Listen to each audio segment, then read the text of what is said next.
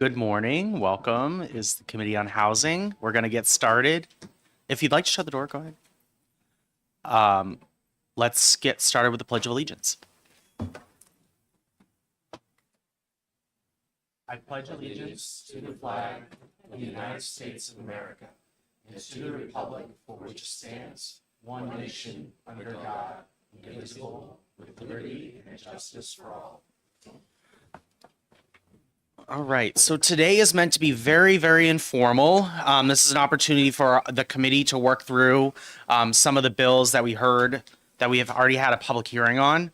So I have another number of bills that I have noticed that I think we should talk about as a full committee.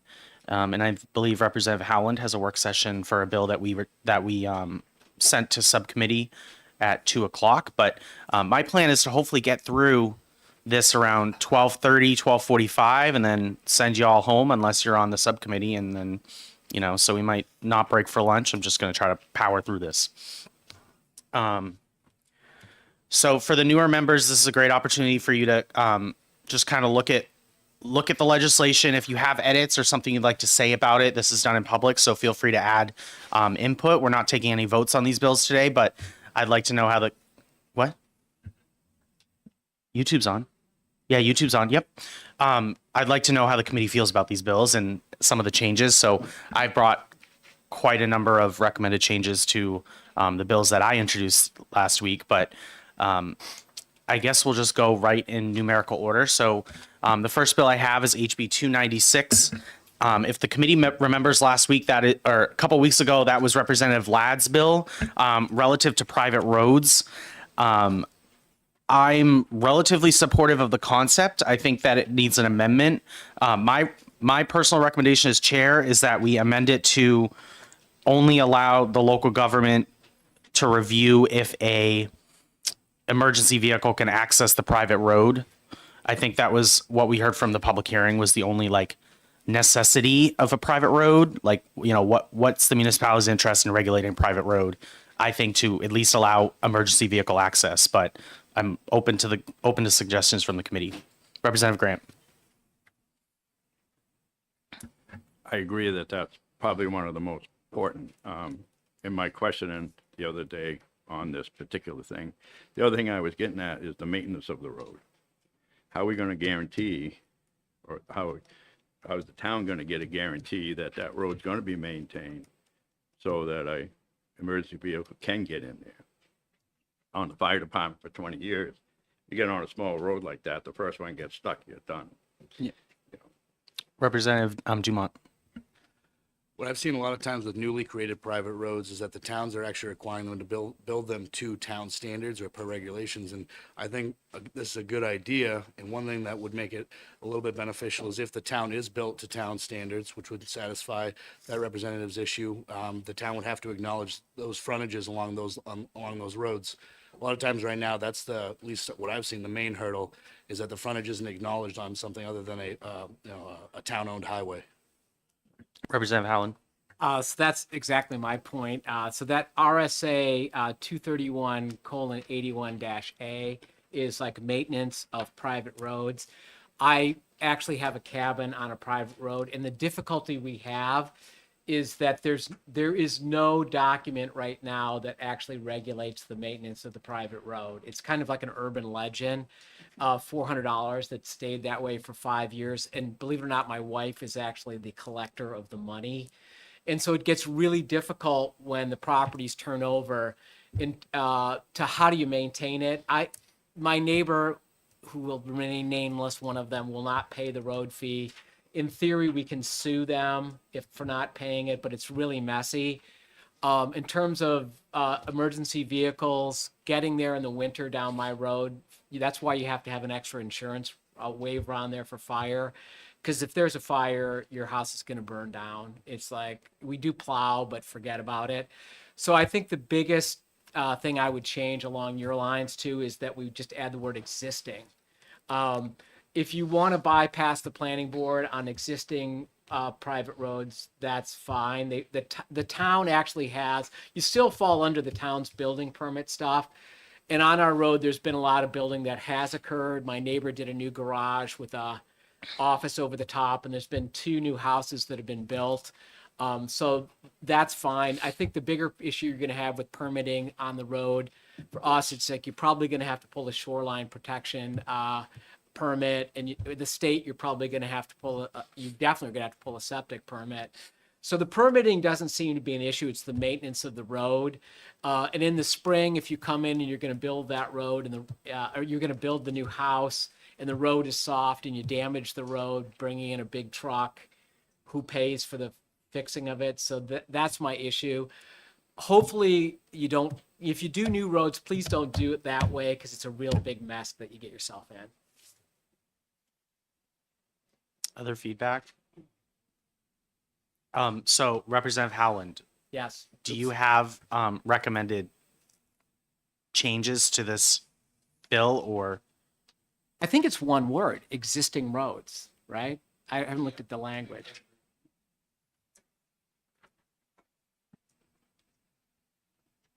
Where would that go?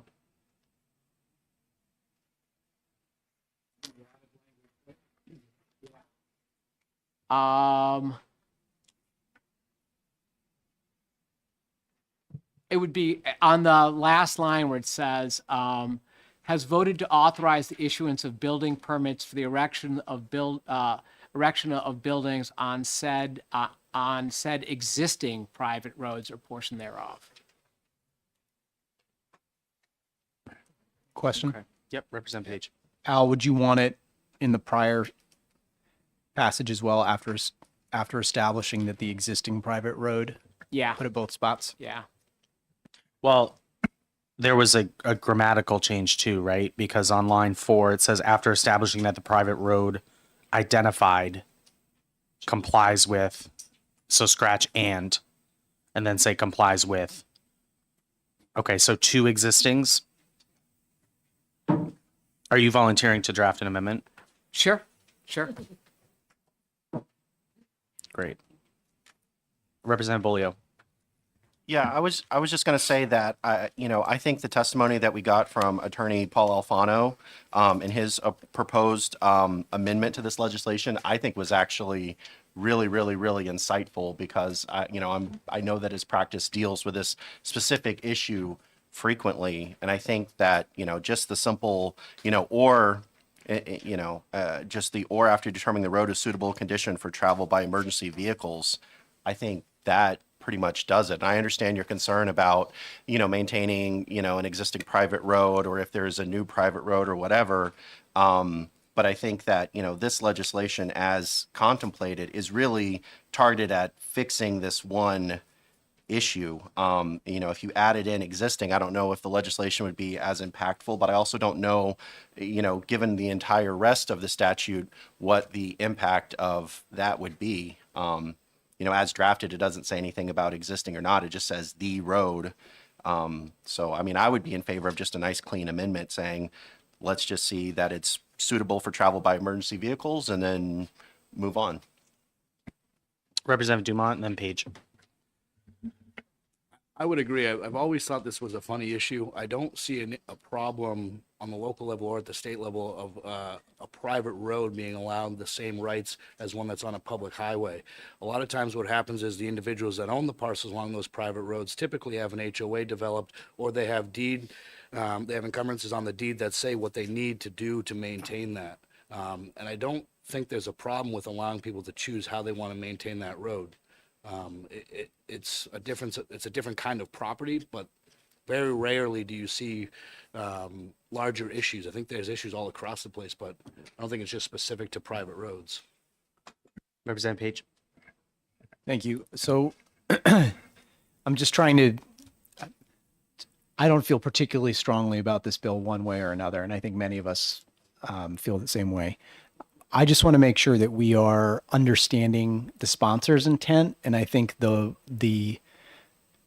amendment that Paul Alfano supplied to us as a potential amendment, I feel like it really changes the intent of the bill. I'm not saying we should not consider it, but the bill basically cuts out this review and comment by the planning board piece, right? And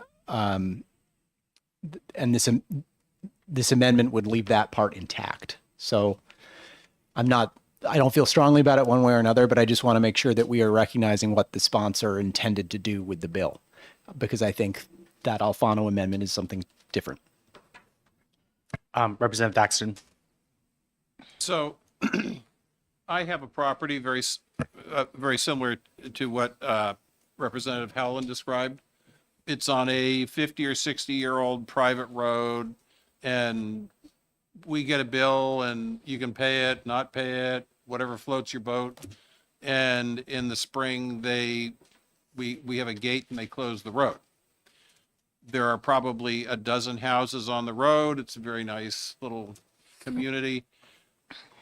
Mike, there are one or two building lots there. So my concern, this is in the let us do no harm in the attempt to do good category.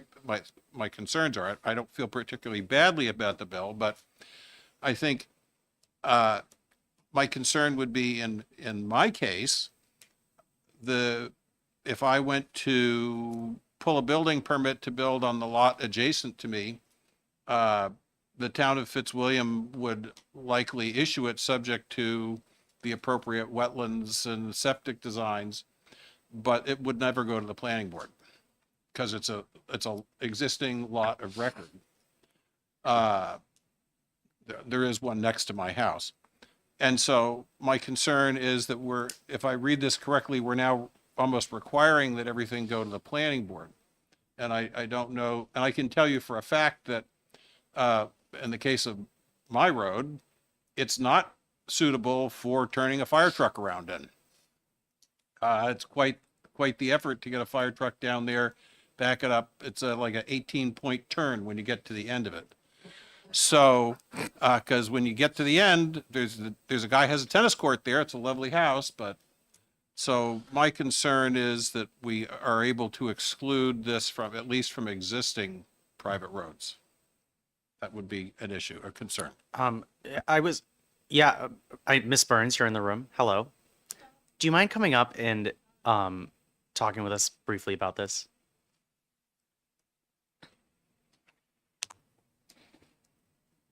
Can you remind me of NHMA's position? I believe you had recommended changes to this. Yes, we were actually in support of House Bill 296. We had the recommended grammatical change, which you've already noted. I was not able to stay for Attorney Alfano's testimony, so I haven't seen the language that he suggested.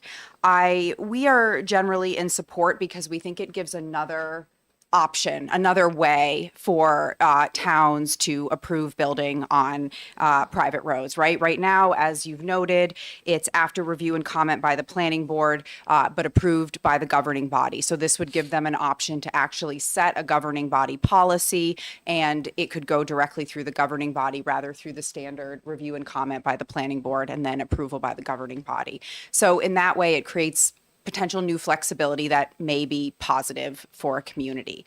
I've heard some comments about one of the interesting things about this statute is the question of why the planning board is involved in reviewing building on private roads, because unless you have a change of use to a multifamily or to a business, you're not involving the planning board, right? The planning board's not involved in approving your single family, building. The reason that I think the main reason the planning board is in this statute is there's a concept called premature and scattered development.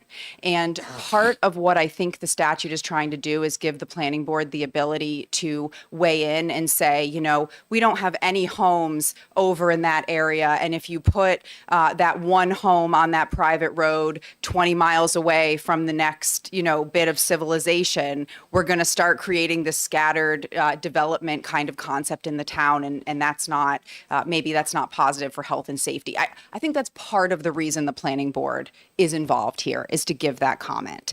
And they can't trump the select board. They review and comment under the current statute, but they can't override the governing body's ability to approve these building permits. But to your original question, yes, we were supportive. We think it's just another mechanism. Okay, and I have a question. I don't remember who this was, but there was public testimony talking about amending this with the same language for class 6 Yes, roads? I mentioned that you might want to, thank you, that you might want to It's mirror. the previous paragraph in the Correct. RSA. Yes, correct. And that it might make sense to do that. They are two different types of roads, but the idea is that they are both non-municipally maintained roads, so they have their own concerns with respect to adding new homes. Can you talk to me about what the current law states around class 6 roads, if that is It's- similar to this one? It's almost the same language. There might just be, I could pull it up on my, I could pull it up for great. you. It's almost the same exact language. But I know you have it there in front of you.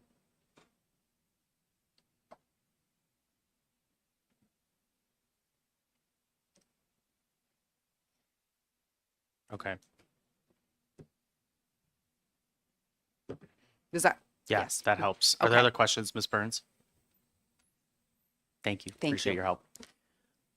So how does the committee feel about making those recommended changes to C1 in the RSA right before adding class 6? Representative Howland? So I mean, to her point, that's why I put existing. The existing road, you probably already did a subdivision, right? I mean, theoretically, there is a property out there that you could subdivide, maybe, but the road already exists. And to Representative Dumont's point, I think most planning boards that are sane, when you go into a subdivision regulation, it's not like YouTube where they have like this remote cabin out 20 miles and there's this winding road that somehow you get out there. You really don't want to do that. And so I'm hopeful that most planning boards are sane enough not to do that, that you really do have thought through what the road is, how it's scattered. But unfortunately, the existing roads already exist. And it's like the existing roads shouldn't have to go through the planning board anyway. If they've already done the subdivision regulation with it, and you're going to get a building permit on that existing private road, you should just be following what the municipality said are the rules. It should be pretty streamlined. Again, as I said, you're probably, if it's water-based, which there's a lot of these up on the Lakes region, you're going to be pulling state permits for the septic and the shoreline permit for sure. You know, when you look at it, it's a state permit. So I just think they're a separate animal. And there's a cautionary tale about it because while our road has been really well maintained, across the way they are fighting about it. They definitely need to do some drainage and probably put in a culvert, and they don't want to spend the money. And the road, you could get an emergency vehicle in there. A car is a little hairy. But to your point, our road is the same way in the wintertime. To get there with a fire truck, I think you're probably going to have DPW come in with a plow truck first and salt it, and then get your fire truck in there. And even when you got the fire truck in there, there's nowhere to pump. You may chop a hole in the lake maybe and like try to pump, by which time your house will have already burned down. So it's kind of a moot point. Okay. So where are we at with this? Representative Dumont. I think for existing lots, this would satisfy that, but I guess the issue that I think is more important is a lot of times municipalities currently don't want to take over new roads that are created. And when they don't want to take over new roads that are created, that creates private roads. And most subdivision or ordinances that are written don't acknowledge private roads as legal frontage. And I think that this bill could fix two issues. I think it could fix that issue as well as acknowledging frontage on private roads for new subdivisions to be built. I agree.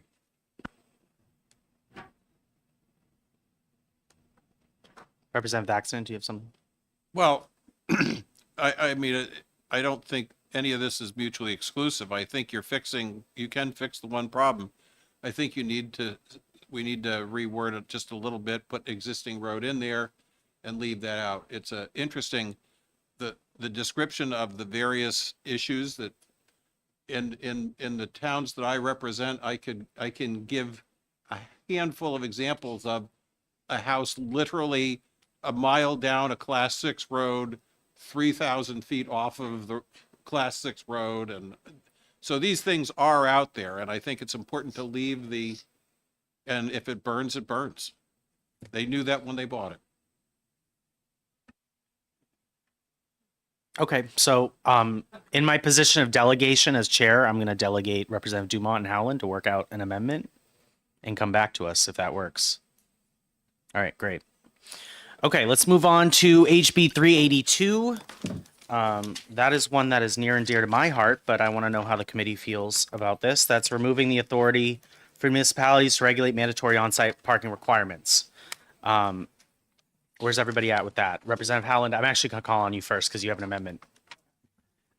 So I did amend it, and I think I passed all my amendments around there. I tried to simplify it. I'm not trying to be onerous as a municipality, requiring so much parking that you can't build anything. I think the idea that municipalities don't have a good idea about what's going on with parking is definitely not true. In my 6 years on the town council, parking probably was the biggest issue I ever talked about. So I tried to simplify it and say you only needed, under the statute, the first part of it dealt with workforce housing, I think it's studio and 1 bedroom, and I cut the requirement down to just 1 parking spot per unit there. And then the second part dealt with multifamily. Initially, they said the multifamily requirement was 10 units. I cut it down to 5.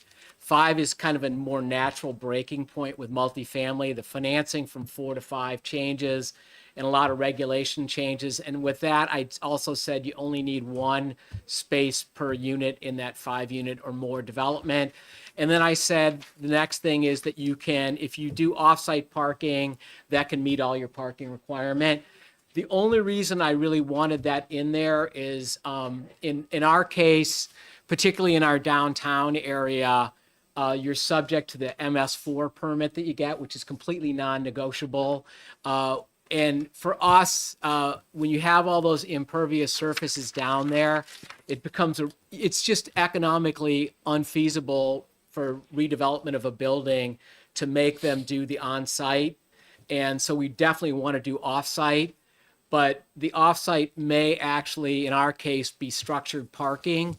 And so in that case, we just want to have, the municipality just wants the ability to negotiate with our developers that we may do on site. We probably may want to think about a TIF and use the raised assessment to kind of pay for it along with parking fees. And so this would facilitate, I think, those conversations. It doesn't put an onerous requirement on the developer, but it also allows us to have a seat at the table to negotiate. And so I made the changes in how much you required, and then the effective date I pushed over to 2026. The only reason I did that is because right now, if you're an SB2 town or you do your town meeting, you don't have any ability to react. And so this would give you time theoretically to put a warrant on. I would suggest that your municipality maybe looks at what off-site parking would look like. If you need a TIF, if you're going to do parking impact fees, what that would look like, and it would give you time to react to the ordinance. So that was my thoughts. So with regards to pushing the effective date out, what happens when a municipality does not vote for the change? It is what it is, right? Yeah. I'm just trying to give them, I think, honestly, besides the parking, I really want you to look at financing and your planning department to kind of look at the development, because it's not a mystery. You probably are trying to figure out, particularly if you're doing structured parking, which is brutally expensive, how you're going to pay for it. And I mean, the idea really for the idea that the municipality doesn't want development, I hope is wrong. I mean, we're really looking to maximize the value of the land so that when we tax you, we can kind of stabilize your property tax rates. So this is just a negotiating point, I think. So to give you a little history on parking, last year, the Special Committee on Housing had a bill relative to parking. It was solely for residential, but it would only allow 1 parking space per unit. And it did not have any more stipulations other than that. And that was passed out of the committee and actually went through the House on consent. And then the Senate amended it and added squatting and other things onto the bill to be more creative. So the area that was affected was what you're talking about, 674-16. Senator Bradley was really interested in adding workforce housing and other stuff to it. I personally think it muddies it up when we start defining what housing you can regulate parking and how many spaces. Like I'd like at least consistency, make it more clear. I think the bill as drafted makes it clear, but I know that we might not be unanimous. So I want to know if there's like where we can move on it to get to a point. I hate to wordsmith, but I was going to say I like your wording better. Just one space per unit, and you can use offsite to offset it. I think it's important to have the offsite being able to offset it, just because in the situations I talked about, if you have an MS4 permit that's not letting you do, that makes it unviable for that developer, you want them to be able to use offsite to do that. Even again, one spot per unit does sound like a little, but if you can't add any impervious surface to it, you really want offsite. So I think that's an important component. So what about the language of one spot per unit unless the developer can prove there's off-site parking available? Representative Gibbs. With reference to the provision on workforce housing, your amendment provides one space per unit for studio and one bedroom apartments. Why not just make it clear, or I think simpler, that one space per unit without limiting that to studio and one bedroom apartments? This is a question, I guess, for Representative Howland. I think that's better. I noticed that too, because what if you have a 2-bedroom apartment? And also, by the way, I left a hole there. I said multifamily is 5. What if you have a 4-plex? So the one unit that's definitely much cleaner language. One per unit makes it One yeah, per makes it unit, look and then allow however you want to say offsite can. So just one per unit, not specifying what size. Yeah. Thank you. Representative Dumont and then Representative Aaron. Does anybody see a problem with how local municipalities will interpret offsite? I see there being a bunch, I see that creating a lot of issues because some developer may think that a couple blocks down the road is satisfying that need, while other municipalities are going to tell you that it has to be a direct abutting property. I think it's just going to create a problem of people understanding what the intent here was. I truly believe that less is more with this. I get it, and I would agree here. I think it's a simple thing, but when it gets to the local level, there's going to be problems. Representative Aaron. I'm very much in favor of this amendment Representative Howland put forth because it at least has some parking requirement.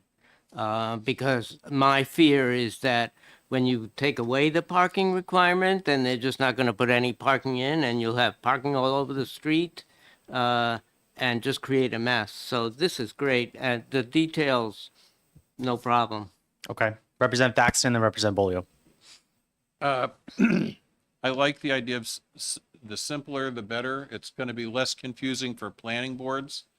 I generally am supportive of the idea of off-site parking, but in my experience, that in my part of the world where we have had larger developments, the planning boards have all accepted off-site parking. So, maybe this is a problem I'm not aware of.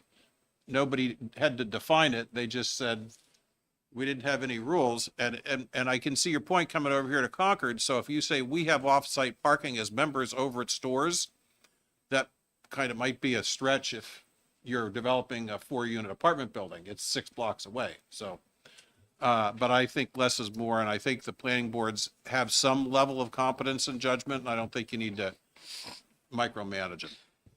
Representative Bolio. Yes, thank you. So maybe I missed something because, now that there's this amendment, I was honestly very much in favor of the bill as it was originally drafted.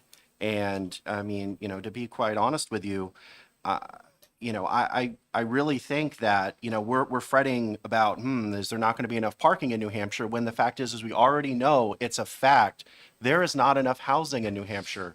And the fact that, developer won't build enough parking. I mean, the developer has an incentive to build something that people want to live in. And I mean, I think that we don't need to pass a law to remind people to breathe. People will do it on their own. I don't think we need to pass a law saying, we need this minimum amount of parking. Maybe there are neighborhoods where infill is a really, really good idea. Maybe there are already historic, walkable neighborhoods to where shoehorning in a bunch of parking is frankly not necessary. So I think that given the fact where we are in the housing crisis, I actually would favor the original unamended bill. And if it becomes a problem, we can walk it back later. But I say let's let people build the housing that people want to buy first.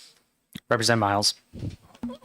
Thank you, Mr. Chairman. I echo your comments, Mr. Representative Buller. I think less is more. I was also very happy with the original bill, and I think, okay, sorry. Respectfully, I do think this muddies up the water and puts regulations back in where we, as a committee, our goal and what we promised people was less regulations, more freedom to build, and I think the original bill was okay as it was. So let me do it like an informal straw poll. My first question is going to be, who is in favor of the bill unamended? And then my next question is, who would like to see the one space per unit language? Representative Dumont. One final question for you before that. It's my interpretation of this that it would affect parking regulations for all uses, not just residential. so Commercial and as residential, well. yes. So that, Not multifamily commercial, but a site plan for a strip mall or things of that nature. yes. So what would need to happen is we would do, on the original bill, lines 9 through 20, we would amend it to add the one space per unit. And then after that, we would keep the new section regarding commercial use as is. Representative Gibbs. Thank you, Mr. Chair. Originally, I supported the bill as written. I didn't think it was necessary to require parking. I figured builders would build what people were willing to live in, and if people insisted on parking, then they would build parking. But after some private discussions, particularly with Representative Howland, on the difficulties that this might create for municipalities, I was willing to go with essentially with the amendment that Representative Howland proposed, but making it just one space per unit, not making it more complicated. Because if it was really going to cause problems for the municipalities, that's not what we want to do either. Representative Howland. So after hearing my wiser planning board people talk about the offsite, they're right. I mean, the municipality is going to do, well, the planning board, and then actually up to whatever your local governing body is going to do that anyway. I think with commercial or anything like that, you're going to, when you're looking at it, how do you best work it? So doing the TIF and all that is a separate issue. And I agree, if I muddy the waters and talk about offsite, then we're going to be how far abutting. The one space is just cleaner. That's what I would go with.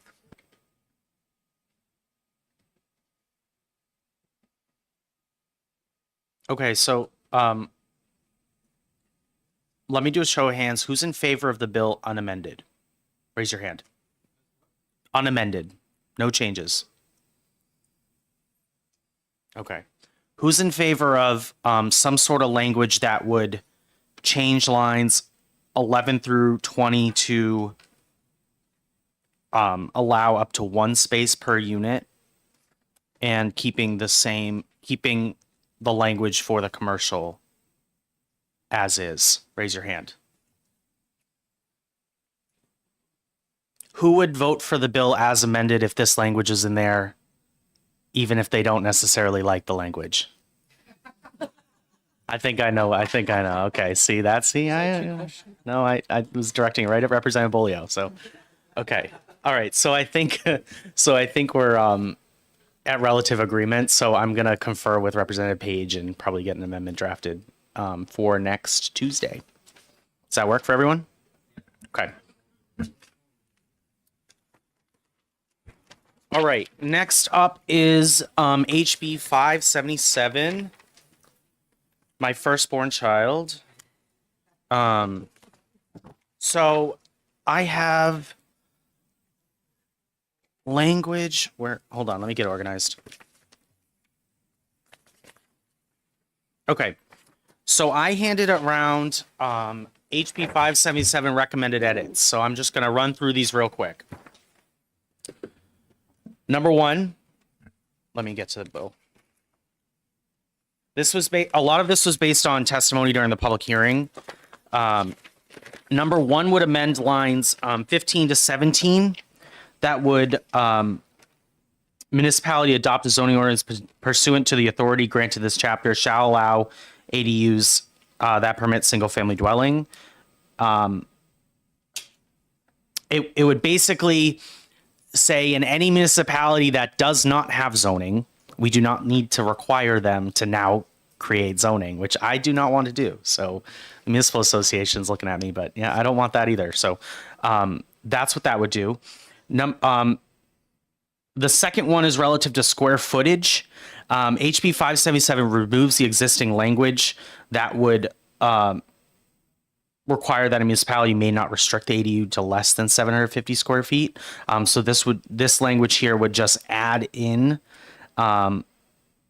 back in to allow it to be 750 to 950 square feet. And then the third component would be relative to short-term rental, and I'm open to this, but I think there was a conversation around short-term rentals. I want to give municipalities the option. So I think the language that says nothing in the section prohibits a municipality from regulating short-term rentals of less than 30 days allows them the option. Places like where Representative Page represents might have a different utility for this than other areas of the state. So these are my proposals, but I'm open to the committee's feedback on the language. Representative Dumont. I just had a question about the square footage. I always thought it was a funny thing to throw in there because typically a lot has a building envelope and you can utilize the space that's within that building envelope. So why are we trying to limit the size of an ADU? If it is an accessory dwelling unit, why do I care how big somebody makes that? Well, I understand and I support that concept, but the definition of accessory means that it's like extra, like it's like I just think it would be weird to build an ADU that's larger than the existing unit. So while I know it's your private property right, I support that, but I don't know, it seems kind of odd to me. But go ahead. Follow up on that, then wouldn't a simpler one just be that the accessory dwelling unit must be smaller than the existing? Okay, so if you're Or not to exceed the square footage of the existing? Yeah, I said. So. well, wait. Okay. So if you have a 3,000 square foot house and you want to build a 2,950 square foot ADU, Yeah. What do I mean, to each their own. I really, what I like versus what somebody else likes are two different things. Okay, great. Okay, Representative Howland. So believe it or not, I actually agree with that. I think that the ADU is just subservient to the main house is fine. If you can fit it within all of your setbacks, everything else, why not? All of the other regulations. Yeah. Okay, well, I just know how the House is as well, and I think this committee, while I agree with a lot of what this committee is saying, I think that the House of Representatives might have an issue if we were to pass something like that through this committee. So that's just my political acumen coming to sense here. I don't know if necessarily people would like that very much. Representative Bolio. No, I mean, I definitely respect the sentiment because, I'd rather get half of a good thing than, nothing at all if we're trying to be, too ambitious. But I really do think, and I definitely defer to your political acumen. But I mean, I think there's a bipartisan consensus that we're in a housing crisis. Let's send something ambitious and let's see if people are serious about actually addressing it. And I think something like, well, it's accessory, but it's smaller. I think that's conceptually very easy to understand. It doesn't overregulate, and it has the potential to actually create even more housing than we were anticipating with this legislation. I mean, why not try it? Representative Aaron. If you build an ADU that's bigger than the main house, then the main house becomes the ADU, and you're still within the regulations. So this is Ms. Burns, can you come up and talk about maybe potential issues with amending this language? I think I'm being the voice of reason here. I hope my facial expressions in the back of the room weren't too excitable. Yes, they were.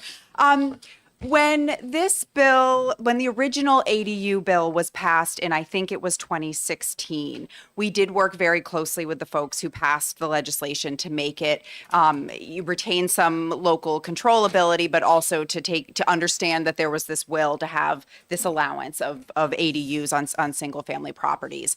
We raised the increase in square footage issue in our letter to the committee for the exact reason that's been stated, which is the idea behind accessory dwelling units is that they be accessory to the main use of the property, right? And so if the main use of the property is a single family home, then they're accessory to that single family home use, and accessory uses are usually, incidental and subordinate are the typical words that you see with respect to what is an accessory use. And so there was an agreement on the 750 square foot would be a reasonable incidental and subordinate structure size to the primary single family home use. Certainly, I understand the comments made, wanting to have an aggressive bill to send to the House, and also the idea that, well, isn't it just accessory if it's smaller? I don't think it's just specifically about it being just a tiny bit smaller than the single family home. It's about it being a structure that is in fact not a single family home, but is of the same type of use and fits in well with the existing property and the existing structure. So you have a smaller structure used as a residential use that is incidental and subordinate, is accessory to the primary home. And that is how we settled on the 750 square foot all of those years ago. I would say that based on what I have heard this morning, the potential suggestions to amending the bill could possibly even, NHMA would be willing to work with the committee on those suggestions and possibly even be able to change our position to neutral if some of the suggestions were put into place, as we did in 2016 with the original accessory dwelling unit bill. The only other comment that we had raised was that the current ADU statute does allow the municipality to allow one of the structures to be owner occupied. I know I did not hear that suggestion raised, but that is another suggestion that we would like to see retained in current language, but understand if that's not the will of the committee. Thank you. Yeah. Representative Reinfurt. Okay, I have two questions. Fundamentally, I agree with Representative Aaron. If I have a child who wants to have an ADU on my property, but my existing home is smaller and they have 4 children and they need a bigger home, why can I not stay in my home and build a bigger one if it's my property, and that would be considered an ADU? The second piece of it is, does this bill allow for, if you have, say, an existing structure on your house, like a barn, you have the property, you have a barn, can you convert a barn into a home that would be considered an ADU if the structure is already there? Yes, I absolutely. This doesn't require you to build a structure from the ground up. You might have a structure. I have a giant shed on my property that I could convert into an ADU if it met the other requirements of the statute. And just with respect to your first comment and the discussion about the 2 structures and how big they should be, I would suggest for your consideration that at that point, if the size of the second structure is allowed to be so substantial, the same size, substantially the same size, bigger than the single family home, really what this bill becomes is a bill about 2 homes on a lot. So instead of being ADU bill, it's a bill about allowing 2 homes on a single lot. So I just think it's a different policy bill at that point. I agree with your position. Representative Page, are these questions for Ms. Burns? Or are we going? Okay, thank you for your for your testimony. Oh. Okay, go ahead, Representative Gibbs. And thank you, Ms. Byrne. Isn't the question about the size of the ADU relative to the size of the original house more a question about the definition of the term accessory? I mean, the idea that it has to be smaller in order to be an accessory what difference does it make in reality as opposed to whether or not it's an accessory? I mean, you can call it anything you want, but if it fits on the lot and otherwise fits into whatever aesthetic requirements may be applied, why does it matter whether it's bigger or smaller? I think I would go back to what I said a few moments ago, because to it at some point just becoming an allowance for 2 homes on one lot as opposed to a single family home and an accessory home. That I think I would just go back to that. That being said, I do want to say too that even the existing law, as well as House Bill 577, they don't restrict a municipality from allowing larger ADU structures if they wished to, if they wanted to define that differently or allow that differently. And of course, when I say they, most of our municipalities, it's their town meetings voting on these zoning amendments. So a town meeting could adopt a different ceiling if they wish to. And I also just realized that you may or may not want be supportive if we move out the effective date a year. Oh, moving out the effective date to give them time to 2026. adopt, that would be very important. Yes, thank you for noting that. So you're just to clarify, if we make these changes, NHMA is switching to neutral on this bill? I will discuss that with my board of directors. I can have that discussion if these suggestions are put into place and the bill retains local control and the ability for these to be regulated to be, helpful for workforce housing, like with the added language potentially about short-term rentals. Okay. Representative Reinford. Okay, so if we're being specific on a square footage size, so this is 950. Yep. And we adopt that as a state. So say the bill goes through as is with 950. Can towns change that to be whatever their local requirement is? Because then we get into a situation where you have 50 million different sizes that a particular town, based on their schematics, would allow. So even right now, a town could allow ADUs larger than 750 square feet, but they can't have their local regulations say they have to be 600 square feet. So if I believe the way House Bill 577 is written is that 950 becomes the new 750. So they wouldn't be allowed to restrict them to smaller than 950 square foot lots. Structures. I believe that's the way the bill reads right now. But they could go larger? That's correct. They could. Okay, thank you.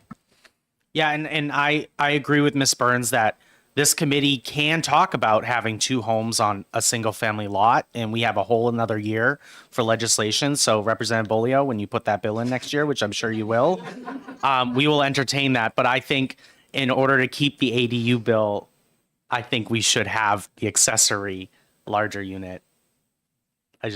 Representative Bolio. Thank you, Ms. Burns, for Yes, coming. thank you. Representative Bolio. Could we maybe do something where, okay, maybe instead of not to exceed 950 square feet, to maybe kind of keep the scale and proportionality, maybe say, I don't know, 75% or 2/3 or something like that? So that way it's definitely going to be smaller, and it's definitely going to be clear that it's, smaller, but it'll still fit with the scale of whatever's there. Would that still be too aggressive, or? Representative Page, did you have something? Oh, in response to that? Yeah. Oh, I was just going to echo you as our chair, saying I think we have to be aware of the political reality of getting this through. So my take is that we should scale it to what we think we can achieve. So Representative Dumont. I do understand that, and I appreciate it. I think my point was made. The only thing I will say is, I can get behind this. An improvement is an improvement, but you're not going to see any municipalities go larger. Just like for right now, it's set at 750 square feet. That's where they're all at. They're always going to take the lesser size. So I wouldn't be too ambitious and hope that somebody's going to go larger. You set a square footage, that's what it'll be. Well, and the key change, remember, with the 950 is it adds the extra bedroom, right? So like this is huge for the disability community. Say you want a caretaker living in the same home as you. There's a lot of great changes that come with 950, adding that extra bedroom. is huge. So while they're not going to go larger, I think 2-bedroom ADUs are necessary. I think in today's housing climate. So, Representative Page. Thank you. Are we ready to move on to a different topic quickly? I'd like to talk about the short-term rental piece. Yeah, if you're go ahead. ready.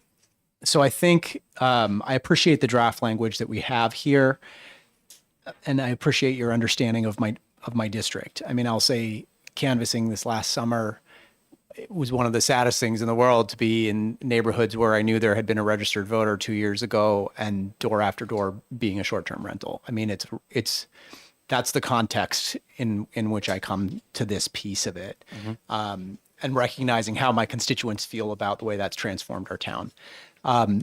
So I think this is a good start. I would love to see this. I would love to see this language be more affirming of what municipalities can do. I think I would love to, really clearly say that municipalities can restrict. Not just that we won't prohibit, because we've run into the issues in Conway time and time again trying to regulate short-term rentals. I'd like to really clearly state what municipalities can do, that we can restrict, I'm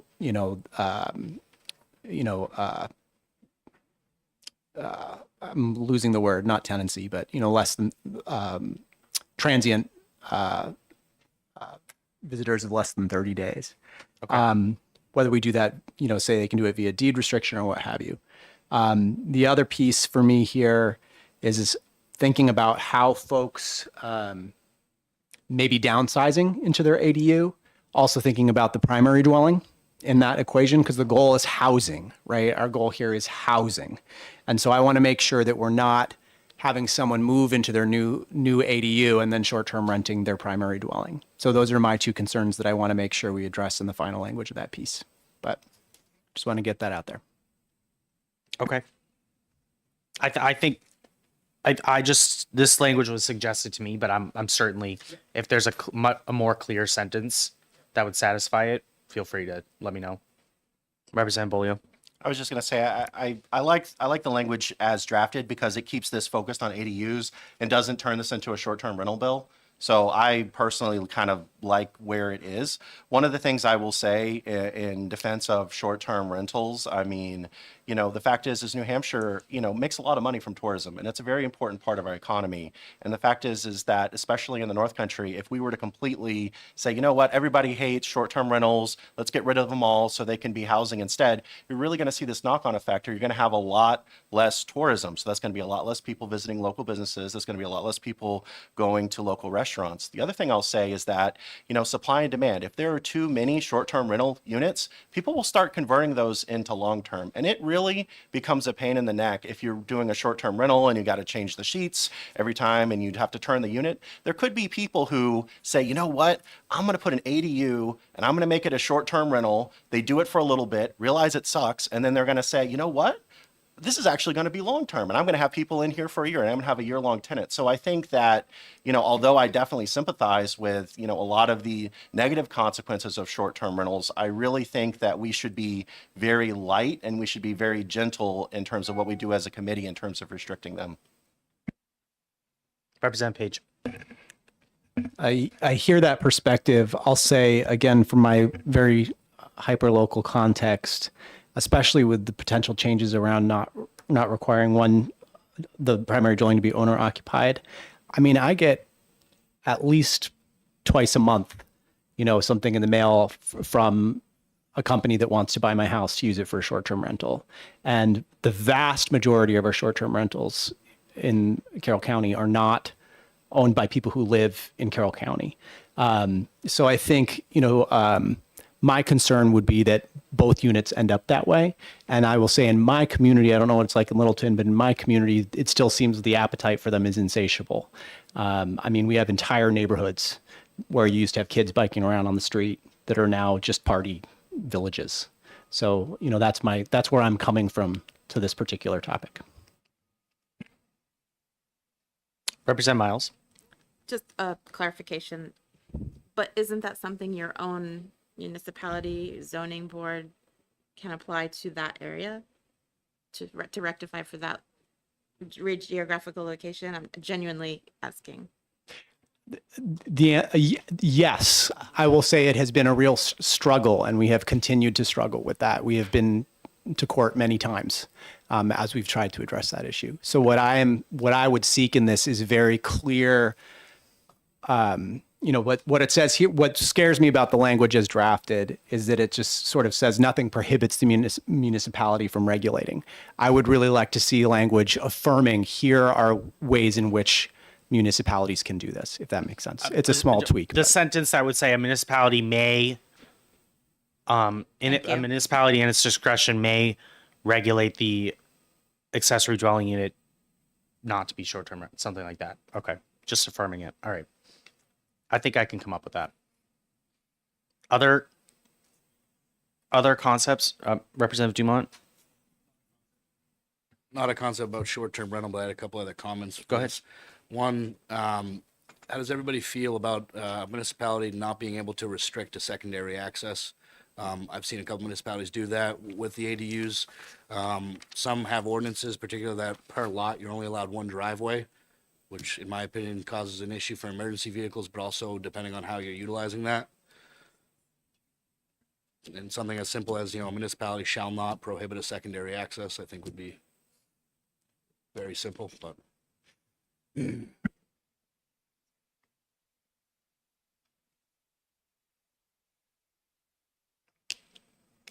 Representative Aaron?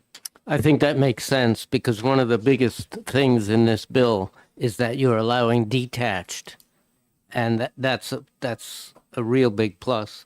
So you might want a separate driveway or something like that. Okay. Go ahead. I'm gonna add one other thing that I would like to see taken out would be on page 2, line 23. I don't think that we should be dictating aesthetics. I understand. Yeah, I think Mr. Mayberry said it best when I think the idea is you don't want the ADU to look like a pirate ship when your original unit looks like a colonial. And I think that's the legislative intent. I can understand that, but I gotta go back to what I like versus what the other side likes. Are gonna be two different things. Yeah. And I always find it funny when you have board members telling people the way that their house should look. I think that common sense in the market will really dictate that very well. Sure, you're gonna have one-offs, but you're gonna have that no matter what. Okay. Representative Thaxton? I, as the veteran of numerous ZBA and planning board hearings and 9 years as a selectman, I share that concern. Because while it seems perfectly reasonable in here, we don't want a pirate ship standing behind a two-story colonial. You haven't lived till you've been in a zoning board hearing or a planning board hearing where the argument is not whether you can build the building or not, but whether the doors will be green or blue. In my town that I live in, there is a redevelopment going on of our former woolen mill. And the biggest complaint about it is many of the residents do not like the color of the roof, which is, by the way, black. So, I wouldn't want to give that power to people to regulate that. Representative Howland? Actually, it was the shade of green, actually, down to the shade of green. Okay, so how does the committee feel about this aesthetic requirements standard here? Okay, let me ask show of hands. Who's in support of the bill removing the authority of municipalities to regulate aesthetic standards? Raise your hand. Who to remove the authority?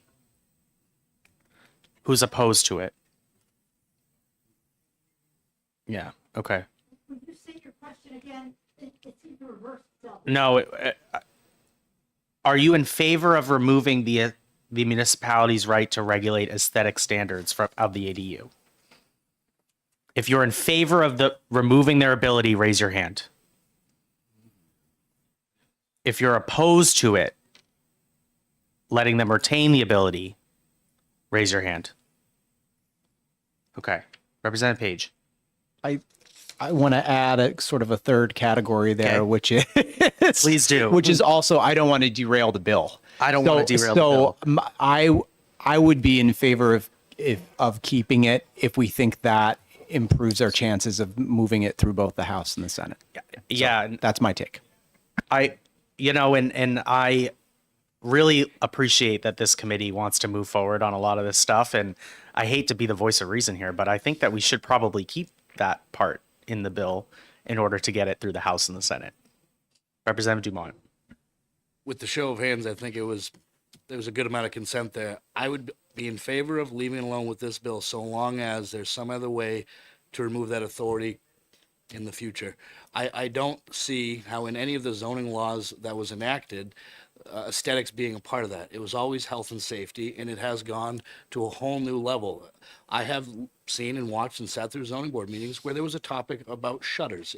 It goes way too far, and that has nothing to do with that those properties being built. Well, and this committee has already acted on a very important bill, HB 399, that would establish a commission to study the Zoning Enabling Act. So we can talk about, did the legislature intend to give the responsibility of municipalities to regulate shutters in 1925? I don't know, but it's something that we will be discussing as a legislature.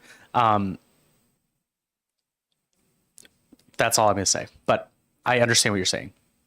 Representative Bolio, then Representative Gibbs.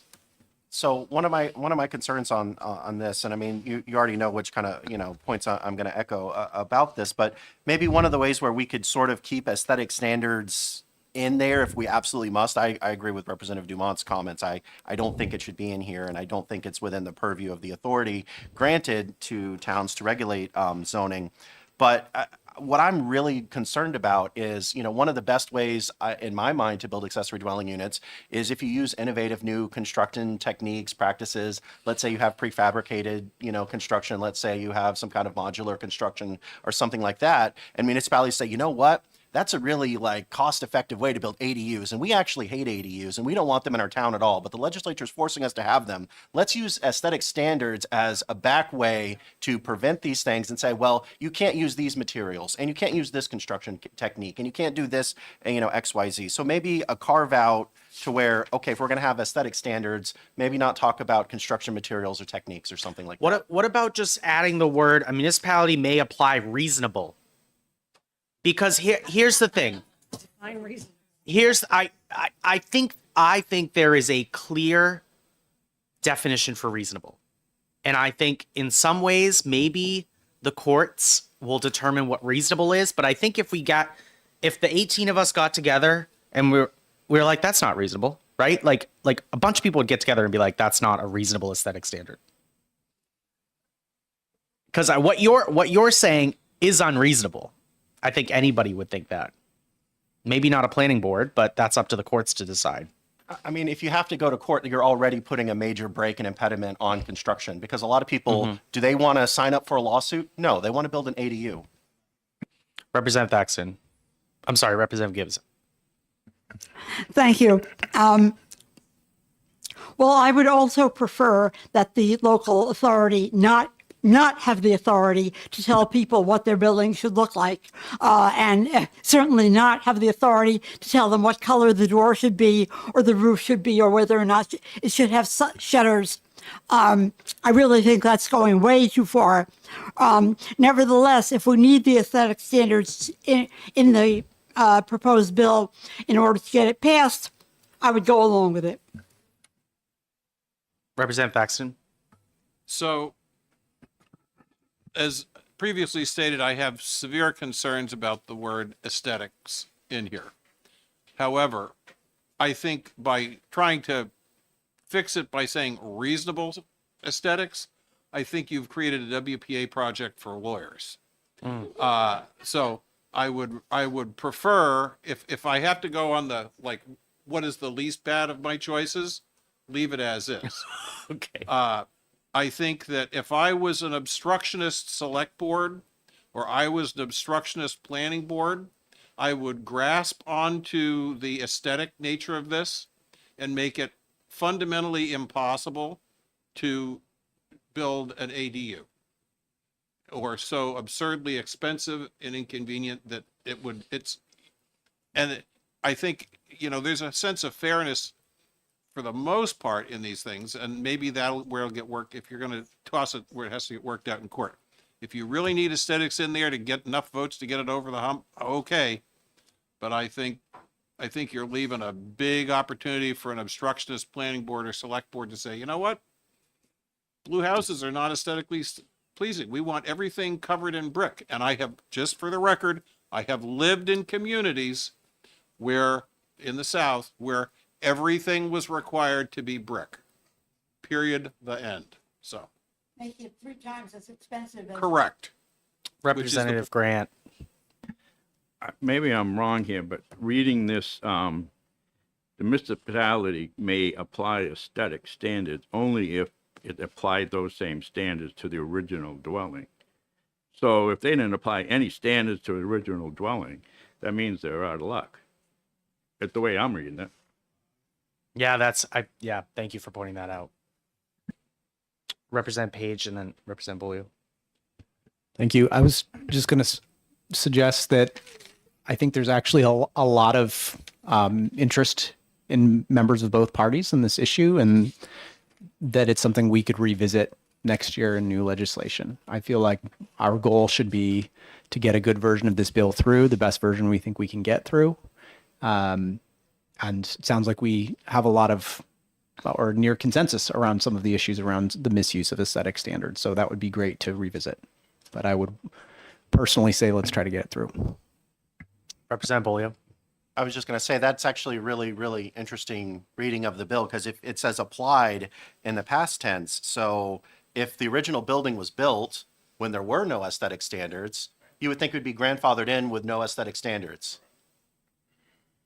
I mean, does everybody else read it that way? That's how I read it.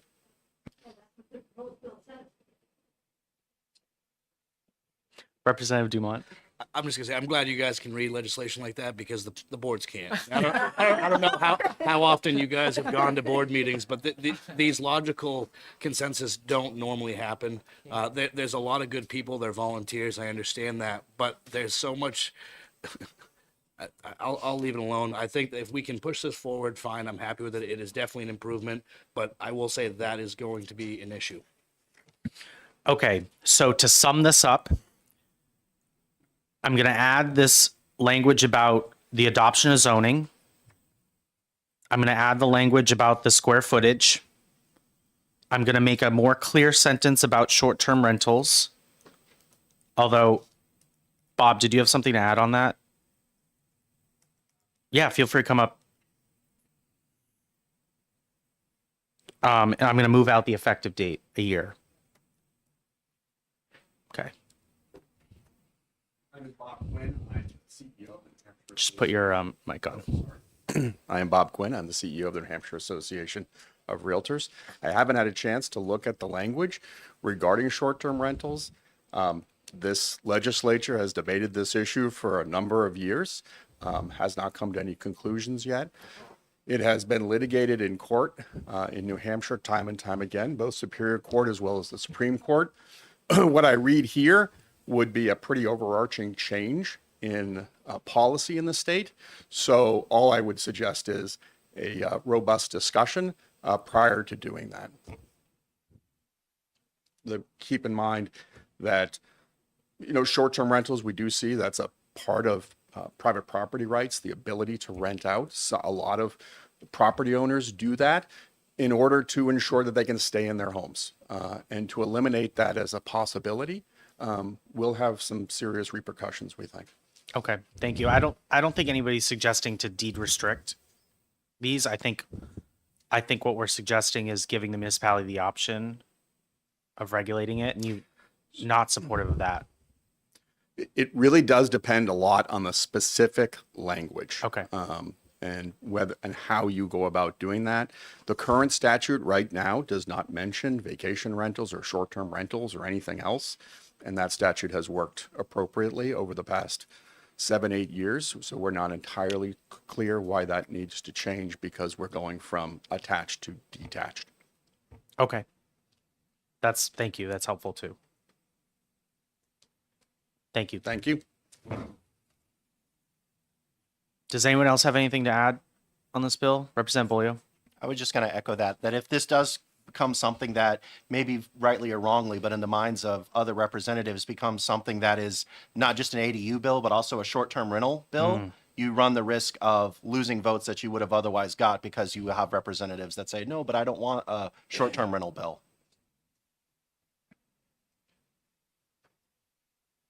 Okay. Representative Dumont? For the sake of beating a dead horse, I'm going to throw out there one more time. The secondary access, does anybody have any comments or concerns on that? I can tell you that it's a problem where I'm from, but just figured I'd throw it out there.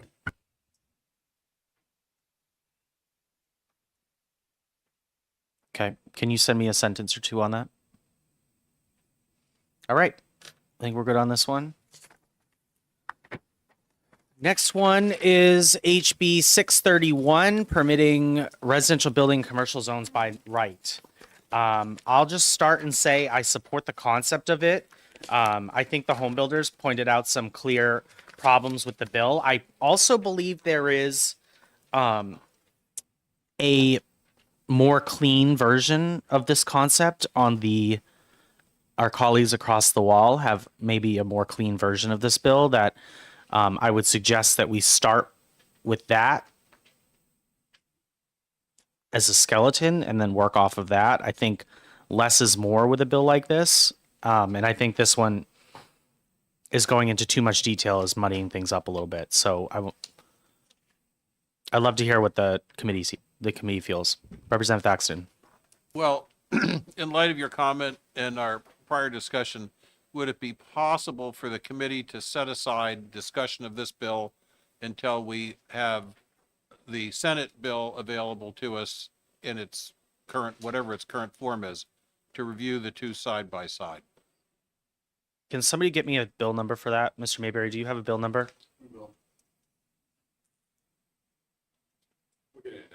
Okay. Representative Dumont.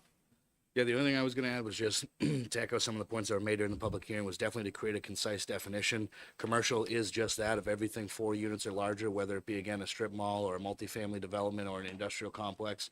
Certain towns have specific zoning that call out those commercial uses, but not all towns. So I just think it'd be very important to make sure that is clearly defined. Remember that be Senate Bill 90. All right. So, yeah, so what I think I want to do is have a committee work session on this bill next week after our public hearings. Is there any opposition to that? Let's see when we end next week. I believe it's 2. So we can have a quick committee work session on that with that version of the bill and see and go from there. Does anybody disagree with that? All right, so I will schedule that. And so the last bill I have on the agenda is HB 685, which is relative to manufactured housing and residential zones. So I had handed out a redlined, although it's not color coded, but it's a redline version of 685. And allow me just a minute or two to go over those recommended changes. So Section 2, line 1314 states, notwithstanding any provision of law to the contrary, manufactured housing shall be permitted in zoned areas with every municipality in the state. The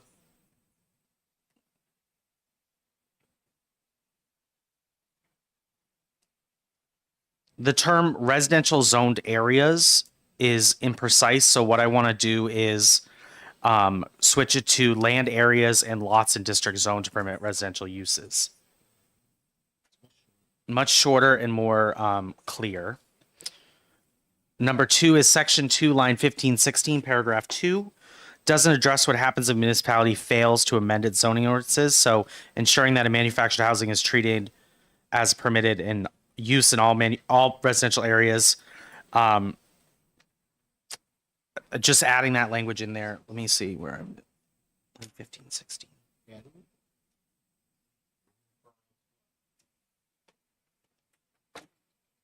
I actually don't think we necessarily need that line because if the municipality does not amend their zoning statute, it is what it is. The state trumps the municipality zoning ordinances on that. Representative Howland? Just to that point, to the effective date is 60 days after passage, so the municipality wouldn't have time to amend it. So I would also, so another amendment would be to move out the effective date, but I might actually want to scratch line 15, 16 completely out of the bill. It's giving them a year to comply in line 23. So who cares if it takes effect in 60 days? Let me pull up the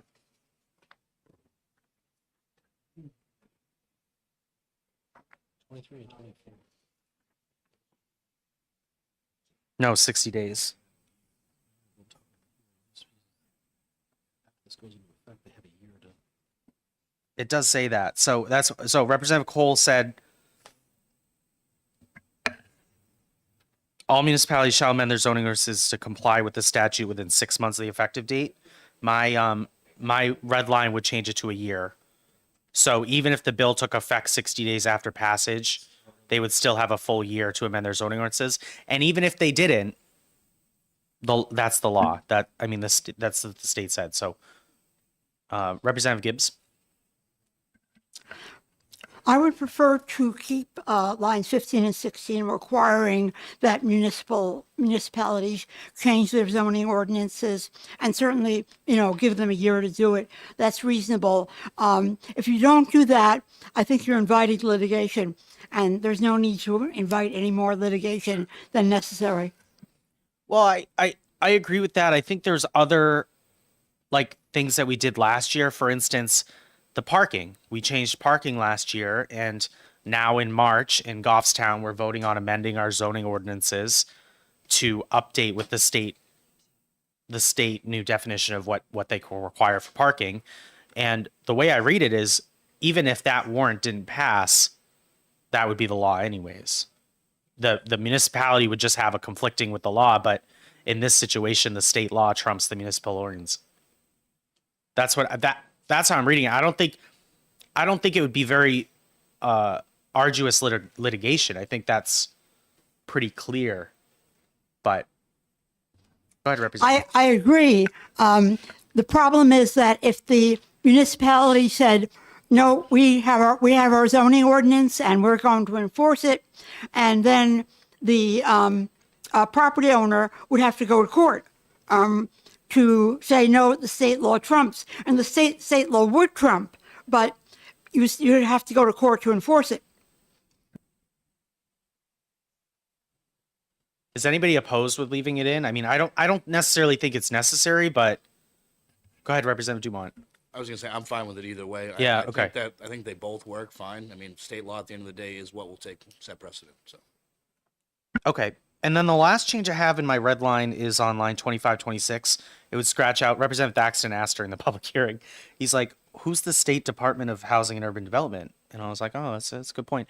And I don't really want to necessarily rely on the federal government to do anything. So leaving them out of the legislation and the law would be good. So kind of wondering what the committee feedback is on this bill as proposed.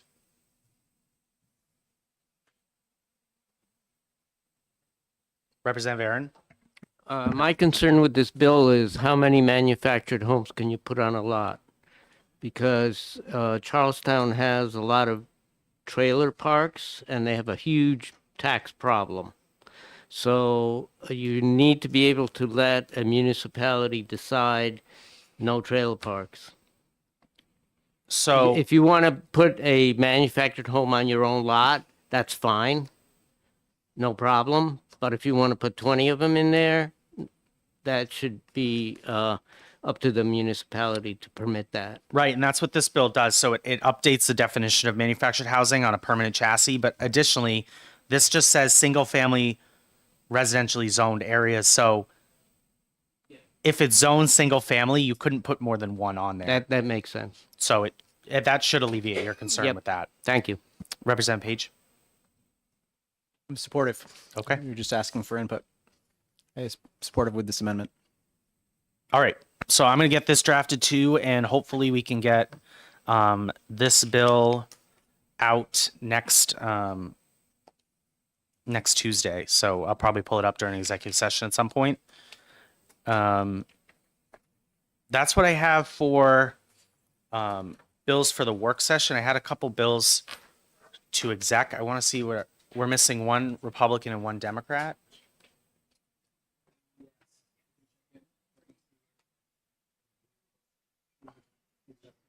Yeah, yep, I'm gonna recess until 11:30, and then I think I have a couple bills to exec.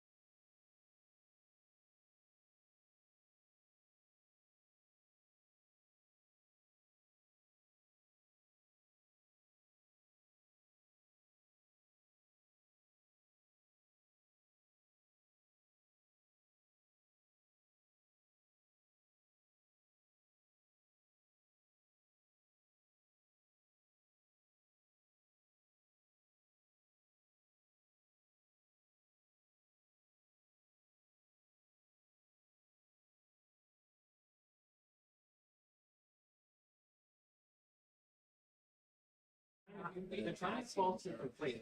I'll be honest with you, Robbie. Like you're trying to solve to complete congregate living with residential use.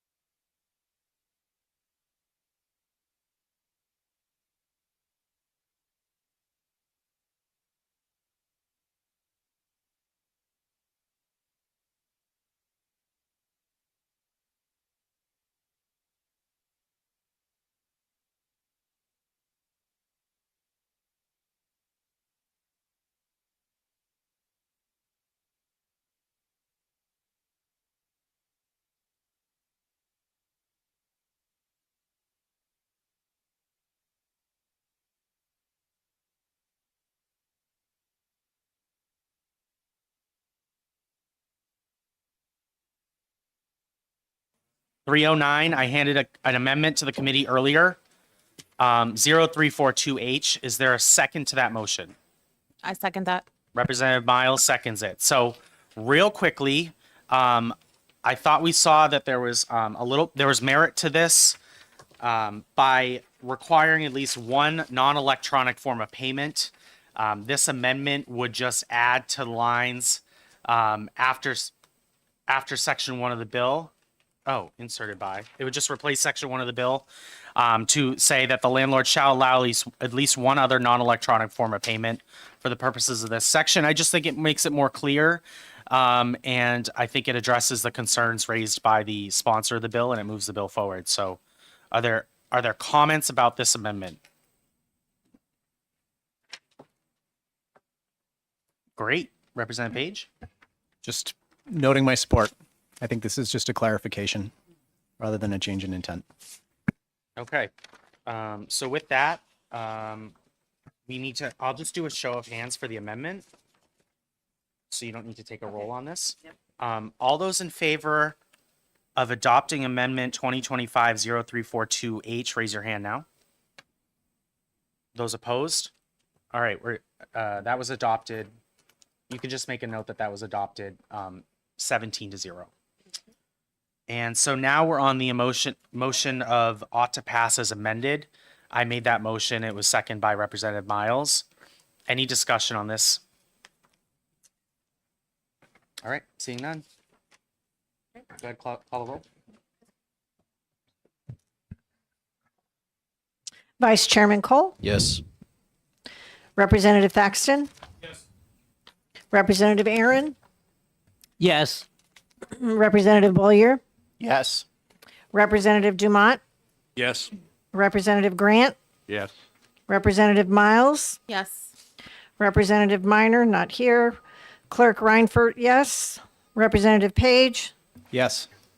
Representative Boras, Yes. Representative Reed, Yes. Representative Gibbs, Yes. Representative Hicks, Yes. Representative Howland, Yes. Representative Hegner, Yes. Representative Kerwin. Yes. Mr. Chair. Mr. Chair, Yes. All right, it's adopted 17-0. So I'm gonna delegate Representative Miles to write the report. Can you get that to me by the end of today? We're gonna be gone. Yeah. Like we're leaving. We're leaving before lunch. So you have the entire afternoon to write a quick report. Any opposition with this going on consent? All right. Great. Next up, I want to open the executive session on HB 351, and I would like to recognize Representative Thaxton for a motion. My motion would be ITL. Is there a second? Representative Cole seconds it. Discussion, go ahead. I don't think expanding the notice to tenants to 60 days is necessary. I think there's adequate current protections, and it may actually be in conflict with other parts of the landlord-tenant law, because the current law, as my understanding of it is, and I was trying to look it up quickly, is that the notice to a tenant is actually determined by the length of the normal rental payment interval. So if you have someone who rents on a weekly basis, and those tenants do exist in this state, the notice to them is 1 week. If you have someone who rents semi-annually or annually, it would be that period of time. So my concern is, if we adopted this, you would be muddying the water in everything other than what we think of as a standard rental of 30 days. Representative Reed? Thank you, Mr. Chair. I am opposed to the ITL motion. I'm opposed because we currently give tenants who are in month-to-month situations 30 days notice of a rent increase and of an eviction that has the potential. And I would like to remind everybody, some people, 70% of tenants are in month-to-month agreements. Some of those agreements are over a decade or maybe 2 decades. So it's not like you ended your lease and now everything's up in the air. You may have been stable for years and years, and all of a sudden your landlord wants to evict you. Now, we just, as the committee and as the entire body, said that in some cases we want to give people 60 days notice. We enshrine 60 days notice. So I think that 60 days notice should, in fact, I think there was a press release that kind of implied that all evictions now had 60 days notice. And that was weird because that's not what we did as a body, as I recall. But I think we should. I think we should give everybody who we're going to evict a 60-day notice, because finding a new place, especially in this market, is incredibly difficult. And if there are any inconsistencies, which I actually don't think there are, and the current 60-day notice, by the way, applies to 6-month leases, then I think that should be amended. So I am in support in this 0.6% vacancy of giving people 60 days notice, because it's going to take at least that long to find a cardboard box to live in. Well, thank you for your for speaking on that. I think you're confusing a termination of lease with an eviction. So I just want to clarify for the committee, this has nothing to do with the termination of lease that we just passed. No, I know it's a different bill, and I understand the difference between the two bills. This bill gives a 60-day notice of eviction for people who are out of their lease, specifically if you're in a month-to-month agreement and then the landlord evicts you for another cause. We now, having passed the House, created a new cause of eviction. So that 60-day notice that you give under the new termination of lease, or that is an eviction notice, a 60-day eviction notice. The cause is termination of lease. The cause listed on the eviction notice is termination of lease, but it is a notice of eviction that they get 60 days. So now we have one cause of eviction that we're giving 60 days to, a cause that we never had before. And now we have all the other causes that we're not giving 60 days to. And that 60 days the one that we just passed, applies to even 6-month leases. So it's not even based on the tenancy. So having said that, that's why I support what was in a press release implied that we were giving tenants protections of 60-day notices. Other comments? All right, seeing none, clerk, call the roll. Vice Chairman Cole, Yes. Representative Thaxton, Yes. Representative Aaron, Yes. Representative Bollier, Yes. Representative Dumont, Yes. Representative Grant, Yes. Representative Miles, Yes. Representative Minor, not here. Clerk Reinfurt, yes. Representative Page, No. Representative Boras, No. Representative Reed, No. Representative Gibbs, No. Representative Hicks, No. Representative Howland, No. Representative Hegner, No. Representative Kerwin, No. Chair Alexander. Yes. Yep, motion carries 9-8. This will go on the regular calendar, and I'm going to have Representative Thaxton write the majority report. And will there be a minority report? Representative Reed will write a minority report. Representative Reed, stepping on up. We'll write the minority report. Okay, and the last bill I would like to exec today is HB 628, relative to prohibiting landlords from discriminating against prospective tenants holding certain vouchers under Housing Choice Voucher Program. I'd like to call on Representative Bolio for a motion. Mr. Chairman, I move an expedient to legislate. Is there a second? Second. Representative Cole seconds. Discussion, go ahead. Yeah, so on this one, I think this one will actually set up sort of a perverse incentive to raise rent or to have, other costs passed on to other tenants. There was quite a bit of opposition when it came to testimony. It also forces landlords to sign a government contract, and it could lead to an increase in rents with a reduction in quality. So I really think that it really should be up to landlords themselves to decide whether or not they want to get involved with some of these voucher programs. Representative Howland. So I actually brought this up because there was no sponsor, and we've run into an issue when we did our workforce housing overlay, and I think what was brought up is like somebody who had the voucher didn't have enough money to pay for what the market rate rent was, and that the tenant couldn't pay the difference. And I went to HUD's website and they said they could. It made different on different vouchers. HUD definitely doesn't want to do that because it's inflationary in terms of like rental rates. If you start saying, okay, you can pay $50 more than your voucher, then it'll raise the local area rents. Why I brought this up is that workforce housing rental statute and fair market rental, which is the top of the voucher, they're not calculated the same. The fair market rent, which the voucher is done, is 40% of the median rents in your area. And then the workforce housing is based on your percentage of area median income. And what we've seen right now, because local rents are really high, believe it or not, the fair market rent, which is the voucher, is higher than is for the workforce standard. I had it down in here with, I wrote the number down in my notes. It's about, call it $19.50 for fair market, the top of the voucher right now in Stratford County.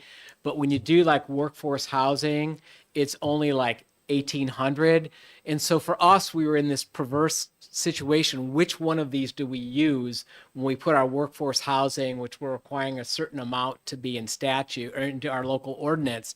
And so we didn't want to not use the voucher, and we wanted to be in compliance with the workforce. We ended up going, and Dover as well has gone with fair market rental, just because if it changes, then we wouldn't say you can't accept the voucher. And so it really creates uncertainty, and I can see from your faces that it's causing uncertainty there.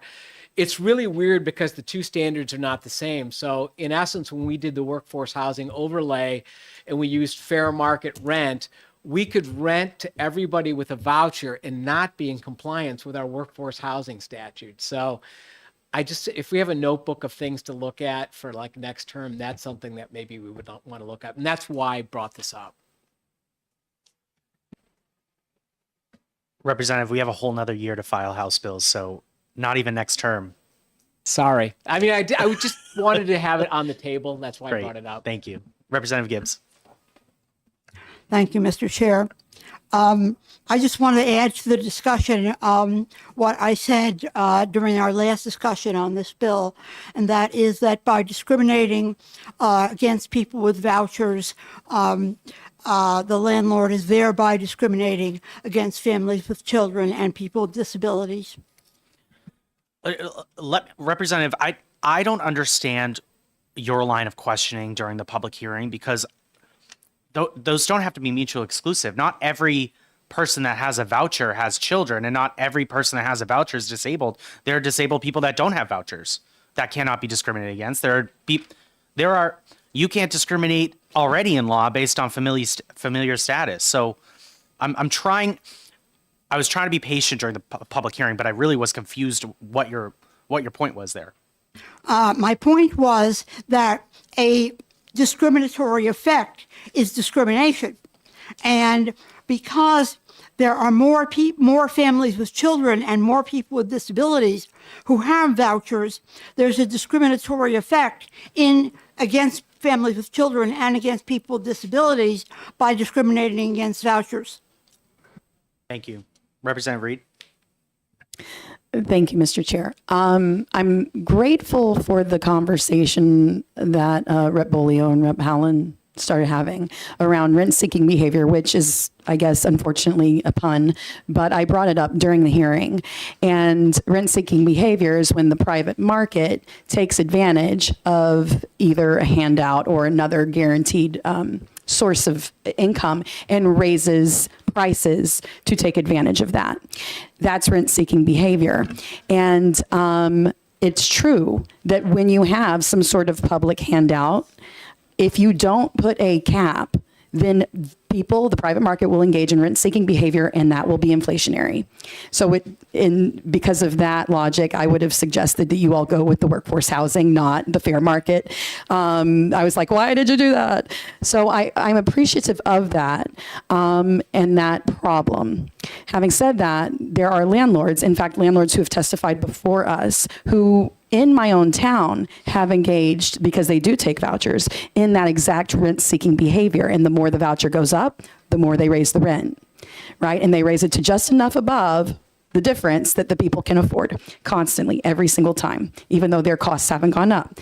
So that is a problem that needs to be dealt with anytime you create a program that gives people monetary assistance for a particular item. Having said that, I am still in favor of the bill. The way I would put it, and I think Representative Gibbs is trying to get to this point, but we heard from a different landlord, not the one that I just referenced. We heard a comment from that landlord directly saying that if you take away our ability to discriminate on the basis of vouchers, we then would not legally be able to determine who fits in our community, and those were the words he used. So that is basically admitting that he wants to engage in other, I'm meaning it generally because there are other landlords, I'm not all landlords, but there are landlords out there who want to engage in what we currently consider illegal discrimination. And the only legal tool they currently have is to discriminate on the form of payment. And so for that reason, I support the bill, although I do acknowledge the rent-seeking behavior problem. Other comments? All right, seeing none, we'll have the clerk call the roll. The motion is ITL. Vice Chairman Cole, Yes. Representative Thaxton, Yes. Representative Aaron, Yes.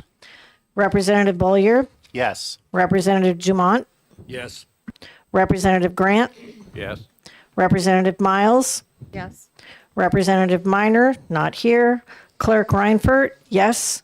Representative Page, No. Representative Boras, No. Representative Reed, No. Representative Gibbs, No. Representative Hicks, No. Representative Howland, No. Representative Hegner, No. Representative Kerwin, No. Chairman Alexander. Yes. Motion passes 9-8. Representative Bolio, will you write the majority report? All right, and will there be a minority report? Yes. Representative Gibbs, would you be willing to write the minority report on this one? Thank you. Okay, Representative Gibbs and Bolio, if you can get that to me by 11:59 p.m., that'd be great, and I will review that tomorrow morning or at midnight. We'll see how late I'm up tonight. Okay, is there any other business to come before the Housing Committee? I know that Representative Howland has a subcommittee work session. I'm sorry, at 2:00, so you got a couple hours off. Have a nice hefty lunch if you want. Any other business to come before the committee? Okay, so next week we have 4 public hearings. I'm going to notice for exec sessions just in case, and I will confer with Representative Page on drafting amendment. And I will also have an amendment for a couple bills. And then I'm also going to call on Representatives Dumont and Howland next week to have an amendment on HB 296. That is per our discussion today. Anything else? All right, great. Everyone have a great day.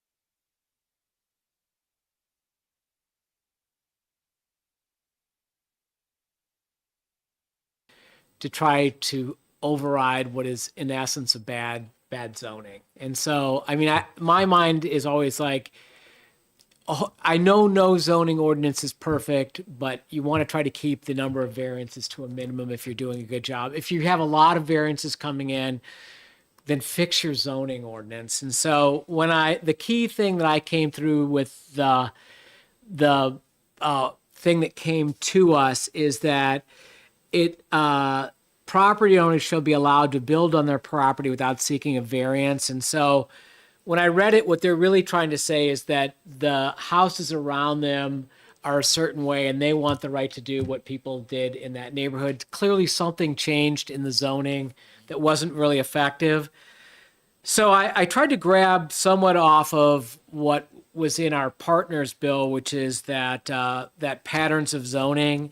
And so just the basic concept I said is that if you allow the governing body to put in an ordinance that says landowners are allowed to build on smaller lots if the massing and fronting are consistent with the existing neighborhood is what the idea is. The couple of challenges I had in there is that you'd have to figure out what the massing, in that enabling legislation, they would have to put in what are permitted massing and frontages. And then the second thing, which we already discussed, which is more problematic, is what exactly constitutes a neighborhood. I'm a little nervous if you're going over zones and you're saying, well, this is a huge thing I'm allowed here and this I'm not. Can I allow it? So I think that's enough for my sense, and I'll just throw it out to you guys what you think about that.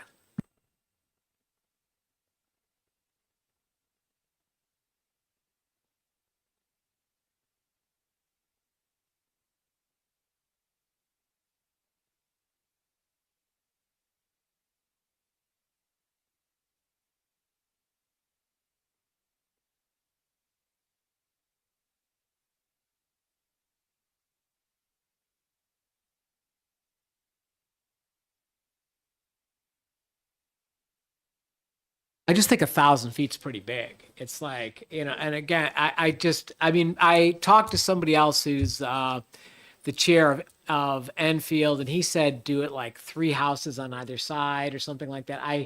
I'm not quite, that's a sticking point to me, exactly defining what you're allowing. I was going to say within a zone, because I think in my mind, we have one in Durham that is the faculty neighborhood, and it had much smaller lots, and you can't do that anywhere else. So I'm kind of stuck. I'm looking for guidance. But wouldn't a zone be bigger than 1,000 feet? It could be. Yeah. But you've already kind of defined what you're allowing within a zone, so.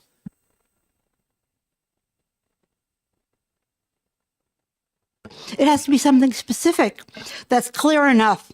And I don't know, 1,000 feet didn't sound that big to me. Yeah, I would say that I would agree. I think that you have to have some nominal number only because of what we talked about before. At least in Hudson, we have a lot of zones that they just threw a line down in the middle of neighborhoods, or they were just, they were drawn all over the place. They didn't actually run in any matter that made sense. So for me, that's where I was looking at, is that I think that that's where this creates a concern, is where you have, on one hand, the neighborhood was built a certain way and fits that zone, or they drew a line right through it, and the guy next door is now stuck conforming to something that really doesn't fit in the neighborhood per se. So since I have it saying that this is enabling and your local governing body is going to do that, they could set that. Because I think the best person the best group to decide what a neighborhood is likely your local municipality. So if they set what the standard is, it could be in some municipalities, a neighborhood may be 500 feet. In some neighborhoods, it may be 1,000 feet. So I think what you'd ask is in the ordinance, it would designate what that area is as well, and then what that meant in terms of massing and frontage. Isn't this bill intended to limit what the municipality can do? That is to say, we have to allow more density than the municipality might otherwise allow? It is. And I think so in my brain, what I was thinking is we have another piece of legislation that's saying that in residential zones, you can't do more than half an acre. But in a lot of our residential zones, a half an acre is really, really big. And so what I'm really looking at is a way not to get a variance, but a way that you can, as long as you look like the rest of the neighborhood, you can build on a smaller lot. So this is supposed to allow you to do more than you could. Exactly that. But you need something specific to define the area that you intend to cover. And just to say neighborhood, it's too wishy-washy. You're going to have endless argument about that. And honestly, it will allow the municipality to define neighborhoods in such a way that it would limit the density anyway. So I have to say, I think that there would be a problem with that. I would echo Representative Gibbs' comments. I think that's a good point. You know, one of the ways, because I'm thinking about ultimately what is the goal of this bill, and what this bill wants to allow is if you have a lot that, let's say, was subdivided back in the day, and then you had new zoning or zoning imposed, and now you have this lot which is essentially undevelopable. So a way to put those lots back into use to where they can be used in a way that is similar to what is already there. So I was thinking about, well, what if instead of doing the neighborhood density kind of test, maybe keep that as a test, maybe even with, you know, municipality weighing in on it, but then also have a separate way that you can get to density conformity without a variance. And I was thinking of two different ways. One of which is to say, well, if you have an abutting lot that has a certain amount of density, then you can also build on your neighboring lot as long as your density does not exceed what your neighbor already has. So that would automatically, whatever your neighbor has would be something in the neighborhood. So you would automatically, as of right, be very easy to figure out, this is the max density I can have on this. And presumably that developed lot was, you know, developed, you know, in conformity with the neighborhood. The second thing you could do is you could also say, you are allowed to have the density as was allowed when the lot was first subdivided. Well, on your first suggestion, why does it have to be an abutting lot? I mean, it seems to make more sense to me to say the nearby 3 or 4 lots, which I think the 1,000-foot area would cover, rather than just, you know, by chance the abutting lot matches or it doesn't match. That doesn't seem very fair. And then how it was when it was originally subdivided, it might take a lot of effort to find that out. You know, it might have been done in 1920, and it would take a lot of searching through the records to find that. And also, it was a different world in 1920. I don't know that we want to put all of that weight on what happened in 1920. So I like a lot of the points that have been brought up. One of the things that I would like the subcommittee to consider is lots that weren't subdivided but lie within those neighborhoods that maybe now, if they were to build today, they're only able to get 1, but you may be able to get 2 or 3 homes out of that, which would really help the housing crisis that we're in. So for me, I wouldn't tie it to just existing lots. I would tie it to kind of what my view of the original bill's intent was to say, that if there's land within this neighborhood that you can make conform to the neighborhood, then you should be allowed to build on it based on that density. For me, I think the 1,000 feet, I'll throw out a couple things. I think 1,000 feet is a lot smaller. When you hear it, it sounds like a very far distance. When you actually drive it or walk down a road, it's not very far.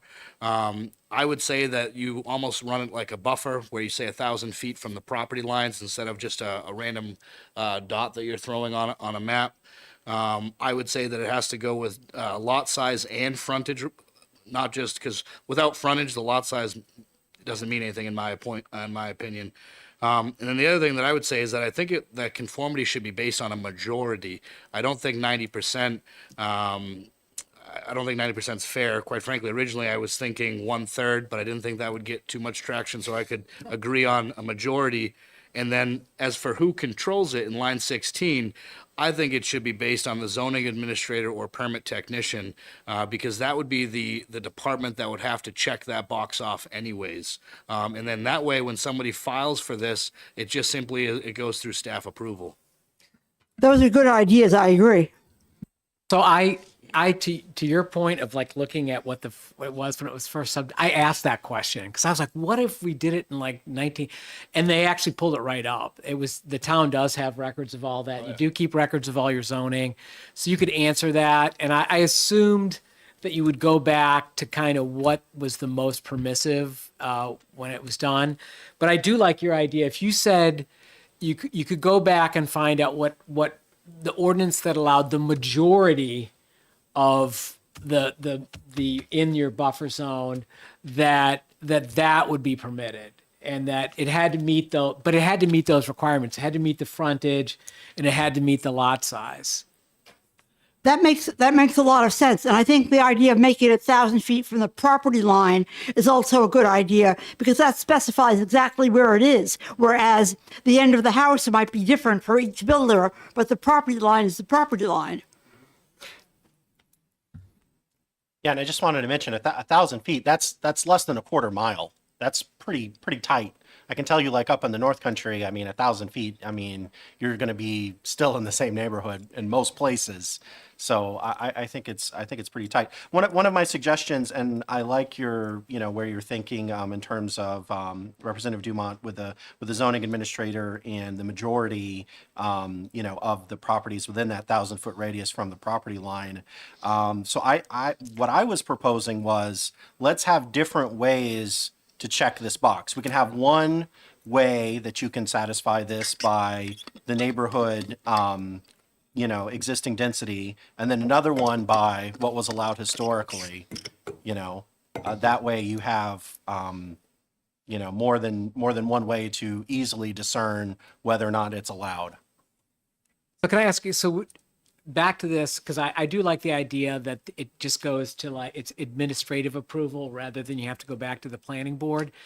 So would you be okay that if we said, yes, you could use, I think you're saying your abutting is a good one with me, abutting or historically what the majority of the neighborhood, and I'm fine with your 1,000 feet, even though as we move to like Portsmouth, 1,000 feet gets to be really big, but that either existing or, abutting or historically, it was okay. It could go to administrative, but it was approved by your local governing body. Are you okay with that? So you're saying for them to develop a policy within these standards and for their approval? I mean, I would say that if that was the way the majority here felt, then I would be okay with that, because I think that's a step in the right direction. But I think what this bill's intent is to say, you guys tried it and it didn't work. Here's a solution from our point of view. So I'm kind of up in the air, I guess, on that part of it, because I'm just not sure that you'll see them adopting it. That's my only thing. Do we maybe want to, because I think what you're getting at is 1,000 feet is too much for your part of the state. Yeah. So what if we do a compromise where, 1,000 feet works great, where I am, but maybe say if it's a, if it's a town that has a per capita density above a certain amount, or if it's a census designated urban area or something, tighten it up a little bit.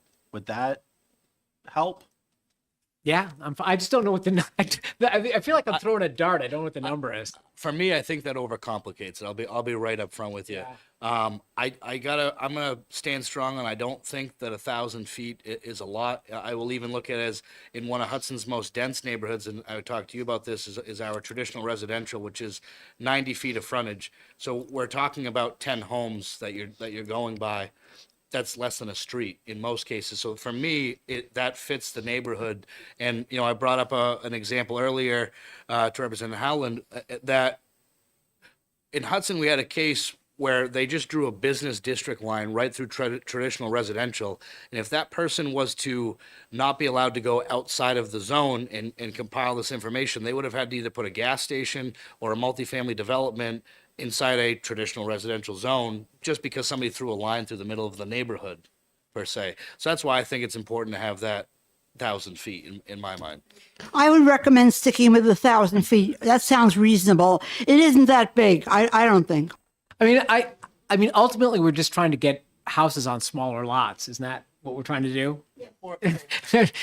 I think for this one, it's to make houses conform to the neighborhood. So I don't know. I mean, yeah, they essentially, I guess they would be smaller than what they're asking for today. But really, you're just making them the same as what's already there. Yeah, I mean, again, my point about that too, it's the lot is smaller, but if you do control the massing and the frontage, it'll fit within the neighborhood, right? So it's like, as long as the house can, so if you have a really small lot, you may not be able to build your 3,000 square foot house there, but you could fit a 1,200 square foot house that's situated with the right frontage, and it would fit right in. It's just a smaller house.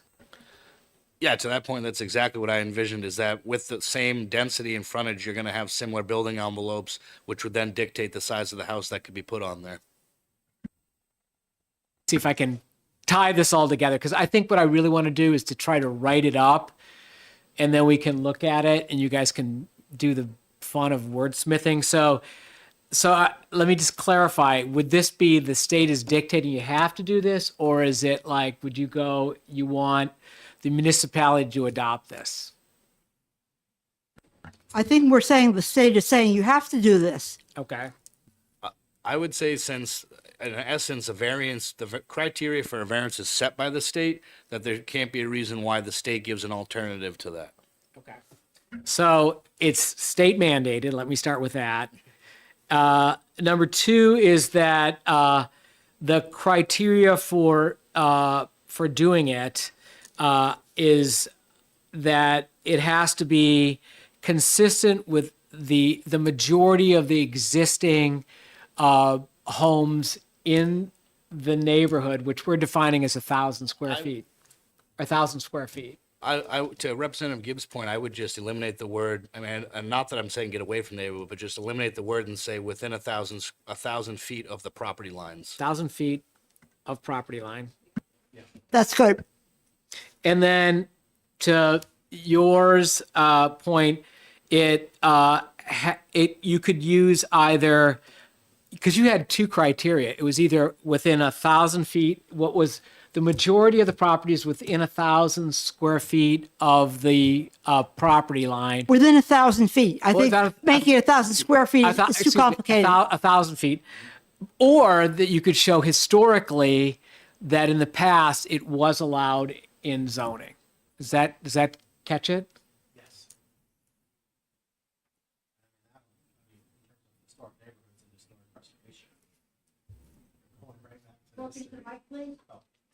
In terms of historic, neighborhoods and what was, allowed historically in terms of historic preservation, I mean, you are literally going to what the historic standards were. So at least in terms of density, not in terms of building quality or anything like that.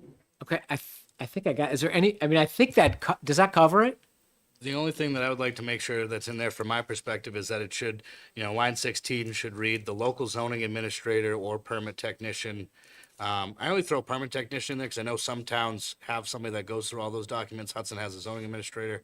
The local zoning administrator or permit technician shall be responsible for verifying that the proposed building lots conform to the density requirements under this section.